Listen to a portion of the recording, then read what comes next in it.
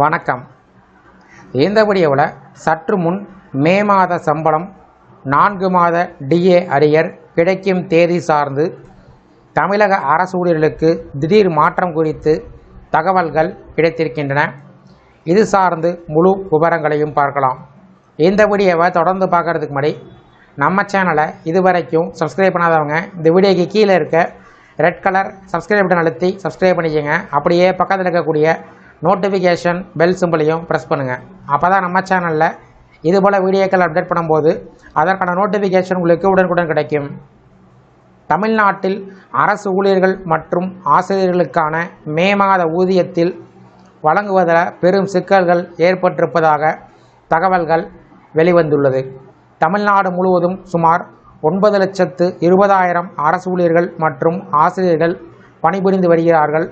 அதனுடன் 7 லட்சம் ஓய்வூதியர்களும் குடும்ப ஓய்வூதியர்களும் மாதந்தோறும் அரசினுடைய நிதி பலன்களை பெற்று வருவது குறிப்பிடத்தக்கது. வழக்கமாக ஒவ்வொரு மாதமும் 30ஆம் தேதி அல்லது 31ஆம் தேதி அரசு ஊழியர்களுடைய வங்கிக் கணக்கில் சம்பளமானது வரவு வைக்கப்படும். இந்த செயல்முறை அனைத்தும் ஒருங்கிணைந்த நிதி மற்றும் மனிதவள மேலாண்மை இணையதளம், அதாவது IFHRMS மென்பொருள் மூலம் நடைபெறுகிறது.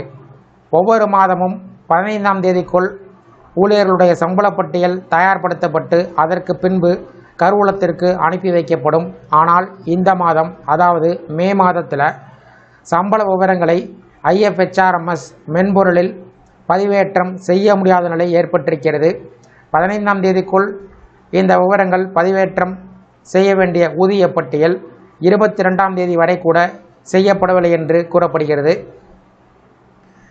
இதனால் கருவூலத்திற்கு சம்பள விவரங்களை அனுப்புவதில் கடுமையான தாமதங்கள் ஏற்பட்டிருக்கின்றன. அரசு அலுவலகத்திலும் கல்வி நிறுவனத்திலும் பணிபுரியக்கூடிய நிர்வாக ஊழியர்கள் மென்பொருள் சரியாக செயல்படாததால் திண்டாடி வருகிறார்கள். மென்பொருள் நிறுவனம் இன்னும் சாஃப்ட்வேர் பிரச்சனையை சரி செய்யவில்லை என்று கூறப்படுகிறது. இதனால் அரசு ஊழியர்கள் மற்றும் ஆசிரியரிடம் மிகுந்த கவலை நிலை வருகிறது. குறிப்பாக அடுத்த வாரம் பக்ரீத் பண்டிகை வர உள்ள நிலையில் சம்பளம் நேரத்தில் கிடைக்குமா என்ற அச்சம் அதிகரித்துள்ளது. இந்த நிலையில் புதிய அரசு பொறுப்பேற்ற பின்பு அரசு ஊழியர்களுக்கும் ஆசிரியர்களுக்கும் 2% அகவிலைப்படி உயர்வு அறிவித்தது.